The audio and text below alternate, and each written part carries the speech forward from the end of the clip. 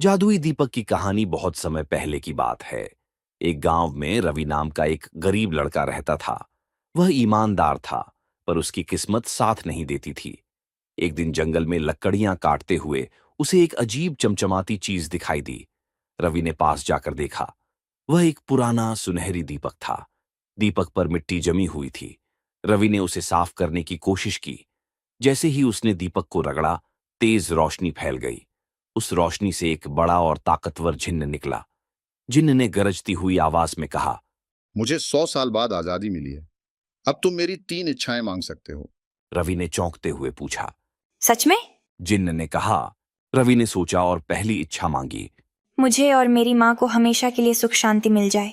जिन्न ने अपनी उंगलियां चटकाईं और इच्छा पूरी हो गई। दूसरी इच्छा में रवि ने कहा, गांव के सभी लोग खुश रहें और कभी किसी को भूखा ना सोना पड़े। और उसने दूसरी इच्छा भी पूरी कर दी। अब तीसरी और आखिरी इच्छा बाकी थी। जिन्न ने कहा। यह सोचने में जल्दबाजी मत करना।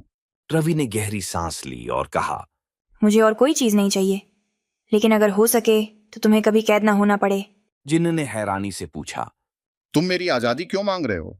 रवि ने कहा। लोग, क्योंकि आजादी सबसे बड़ा सुख है। जिन्न ने भावुक होकर कहा। तुमने मेरे लिए जो किया उसके लिए मैं हमेशा तुम्हारा आड़नी रहूंगा। अब यह दीपक तुम्हारे लिए हमेशा मददगार रहेगा। और जिन्न गायब हो गया। रवि ने उस दीपक को संभाल कर रखा और उसका जीवन सुख शांति और खुशहाली से भर गया। सीख। इस कहानी से हमें यह सीख मिलती है कि सच्चा सुख दूसरों की भलाई में है और आजादी सबसे अनमोल चीज है।